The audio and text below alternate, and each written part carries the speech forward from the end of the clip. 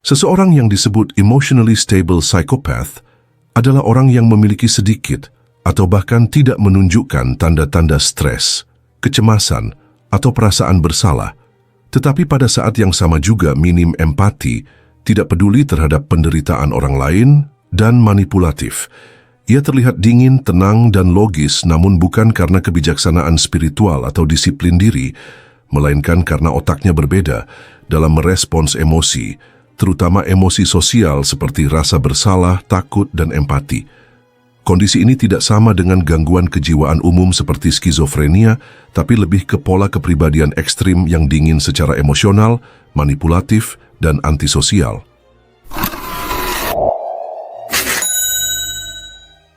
Dalam skala ini ada dua faktor besar. Faktor pertama, dari ciri-ciri kepribadian mereka individu yang superficial, manipulatif, tidak berperasaan, kurang empati, dan tidak bertanggung jawab secara emosional. Faktor kedua, perilaku sosial menyimpang seperti impulsif, perilaku kriminal, dan tidak stabil secara hidup. Namun, emotionally stable psychopath biasanya mendapat skor tinggi di faktor pertamanya dan rendah di faktor kedua. Artinya, mereka tidak impulsif, mereka tidak kasar secara terang-terangan. Mereka bisa berfungsi baik dalam masyarakat, dan bahkan dalam posisi elit atau manajerial. Mereka tampak tenang, rasional, dan bahkan karismatik, tetapi mereka tidak memiliki kedalaman emosional manusia pada umumnya. Mereka melihat dunia sebagai panggung permainan. Bagi mereka, dunia bukan arena rasa atau makna, melainkan papan permainan sosial. Orang lain dijadikan bidak atau alat untuk mencapai tujuan. Relasi berfungsi sebagai strategi, bukan koneksi. Kebaikan digunakan sebagai topeng, bukan kebenaran batin. Mereka memandang kehidupan bukan sebagai perjalanan jiwa, melainkan sebagai medan taktik di mana yang paling cerdas dan dingin akan menang. Mereka tidak merasakan dunia, mereka menganalisisnya. Mereka tidak melihat manusia lain sebagai pribadi penuh rasa dan hakikat. Mereka melihat ekspresi sebagai data, air mata sebagai sinyal manipulatif atau peluang dominasi, dan cinta sebagai kelemahan yang bisa dieksploitasi. Mereka paham bahasa emosi secara intelektual, tetapi tidak mengalaminya secara emosional. Moralitas sebagai ilusi sosial. Bagi mereka, konsep seperti baik, buruk, dosa, hingga keikhlasan bukanlah realitas batin yang hidup. Itu hanya alat kontrol sosial. Mereka melihatnya seperti hukum lalu lintas, berguna tapi tidak sakral. Mereka mungkin berpura-pura mematuhi moral demi reputasi atau efektivitas, tapi tidak menginternalisasinya sebagai nilai yang harus dipatuhi. Emosi sama dengan kelemahan atau alat. Mereka tidak menangis karena sedih, tapi mungkin menangis jika itu membuat mereka tampak manusiawi. Mereka tidak marah karena tersakiti, tapi bisa memalsukan kemarahan untuk memanipulasi orang lain. Bagi mereka, emosi bukanlah kebenaran batin, melainkan serupa dengan senjata teatrikal. Di mata orang lain, kesan awal dari mereka ialah menarik, tenang, hingga meyakinkan. Orang sering melihat mereka sebagai dingin tapi elegan, berwibawa dan tidak reaktif, sangat rasional, hingga stigma pendiam tapi mematikan. Mereka memiliki karisma tenang yang membuat orang tertarik dan percaya, terutama dalam lingkungan profesional atau sosial yang kompetitif. Namun orang-orang itu juga menyadari ada rasa yang aneh, seperti ada yang kosong. Orang yang dekat dengan mereka dalam waktu lama sering melaporkan perasaan, "Aku merasa dekat dengannya," tapi seolah tidak pernah benar-benar mengenalnya. Individu ini memancarkan keheningan yang dingin, bukan ketenangan yang hangat. Ketika terjadi konflik, orang-orang akan mendapati reaksi emosional yang tak wajar dari individu ini, dan inilah salah satu sisi menakutkan dari mereka, yakni ketidakterhubungan total pada emosi orang lain. Karena mereka tidak stres atau takut seperti kebanyakan orang, banyak yang salah mengira mereka sudah berdamai dengan diri sendiri, punya kontrol diri tinggi, hingga mengira individu ini bermental baja. Padahal yang terjadi bukanlah kontrol, melainkan ketiadaan alarm batin. Mereka tidak mengendalikan kemarahan, melainkan mereka memang tidak merasa marah dalam konteks normal. Mereka tidak melampaui rasa takut, melainkan tidak terhubung dengan rasa takut itu sendiri.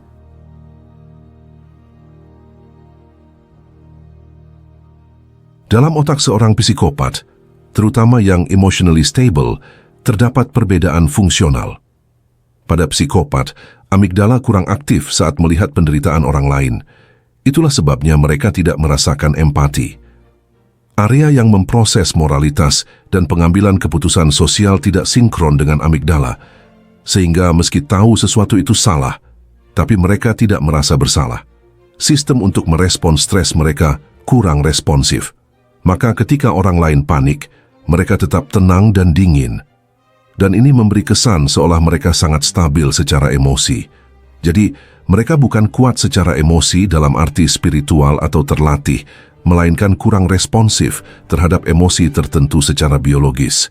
Pola psikologis dan perilaku yang membentuk seorang emotionally stable psychopath ialah minim rasa takut, minim empati, memiliki toleransi stres yang tinggi, cenderung manipulatif dan menawan, serta superficial dalam emosi.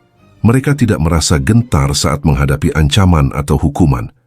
Ini membuat mereka tampak berani, padahal sebenarnya tidak punya alarm bahaya internal. Mereka bisa melihat seseorang kesakitan dan tidak merasa terganggu. Jika menangis di pemakaman biasanya hanya karena kepentingan sosial atau manipulasi. Mereka tidak mudah cemas, panik, atau stres. Ini sangat bermanfaat dalam lingkungan kerja bertekanan tinggi, tapi berbahaya jika berada di posisi kekuasaan tanpa pengawasan moral. Banyak dari mereka pandai bicara, mempesona, dan dapat meniru emosi secara umum meski tidak merasakannya secara tulus. Ini adalah bentuk kamuflase sosial yang mereka lakukan. Jika kamu menyelami hubungan emosional dengan mereka, kamu akan merasa seperti berbicara dengan refleksi, tapi sebenarnya bukan kedalaman sejati. Faktor bawaan lahir atau lingkungan membentuk mereka jadi seperti itu. Faktor genetik berperan besar. Banyak psikopat menunjukkan ciri-ciri sejak kecil, sedangkan faktor lingkungan memperkuatnya. Anak yang sudah punya kecenderungan psikopatik dan kemudian tumbuh di lingkungan tanpa kasih sayang, penuh kekerasan atau permisif, akan menjadi psikopat dewasa yang lebih matang dan sulit dideteksi. Beberapa orang lahir dengan sistem otak yang tidak responsif terhadap penderitaan. Dan ketika ini digabung dengan pengasuhan yang salah, mereka dapat belajar bahwa emosi adalah alat, bukan realitas. Ini bisa menimbulkan bahaya dan ambiguitas sosial yang membuat emotionally stable psychopath berbahaya bukan karena mereka brutal secara fisik, akan tetapi justru karena mereka berfungsi dengan baik dalam masyarakat. Beberapa dari mereka menjadi CEO, pengacara sukses, politisi, bahkan dokter.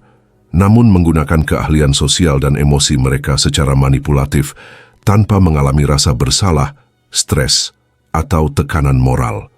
Mereka tahu bagaimana bertindak seolah bermoral, tanpa pernah mengalami beban moral itu sendiri.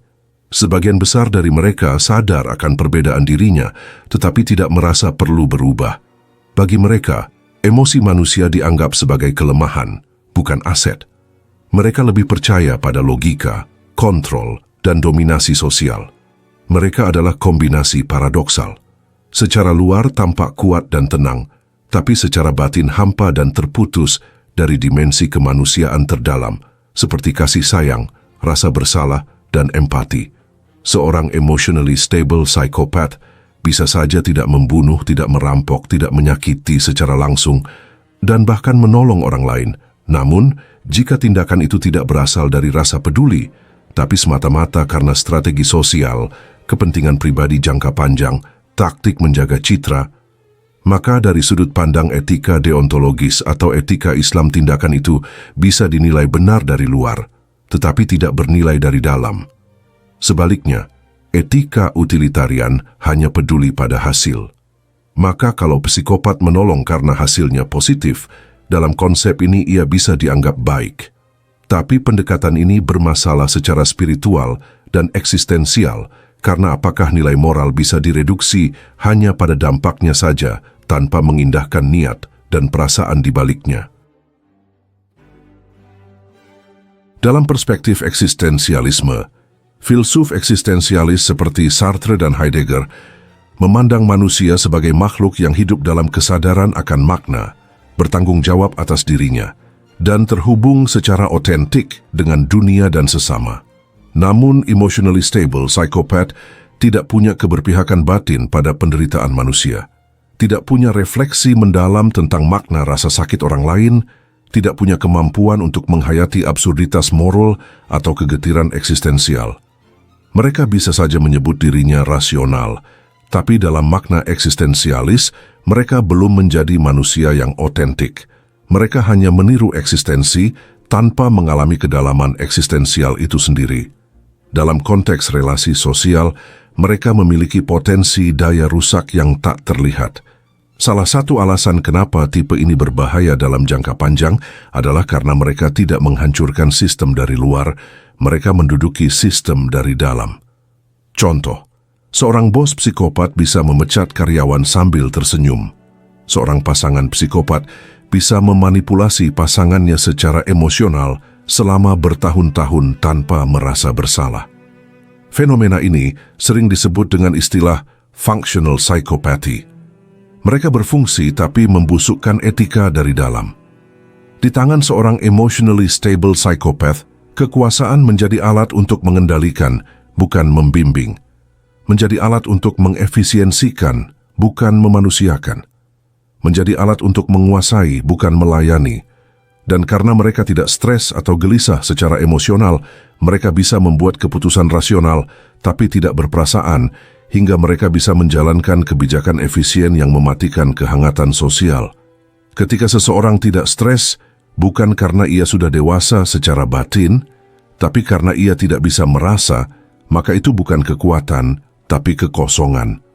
Orang bijak bisa terlihat tenang karena ia telah menaklukkan emosinya dengan kasih dan kedalaman. Sedangkan psikopat tenang karena ia tidak pernah terhubung dengan emosinya. Kesimpulan dari pembahasan kali ini ialah emotionally stable psychopath adalah potret manusia yang tampak utuh dari luar, tapi kosong di dalam. Ia berfungsi, tapi tidak berbelas kasih. Ia rasional, tapi tidak peduli. Ia tenang, tapi tidak manusiawi. Dalam dunia yang semakin mengagungkan efisiensi, kekuasaan, dan performa, keberadaan mereka sering disalahpahami sebagai kekuatan, padahal mereka mencerminkan kerapuhan moral yang canggih, hingga kehampaan yang terselubung oleh kecerdasan dan kendali.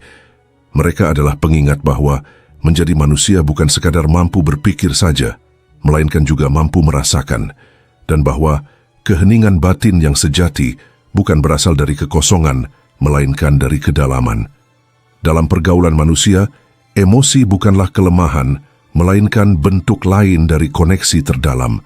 Mereka yang tampak tenang belum tentu damai, mereka yang terlihat kuat belum tentu utuh, dan mereka yang tidak stres bisa saja bukan karena mereka telah mengatasi penderitaan, melainkan karena mereka tidak pernah benar-benar merasakannya.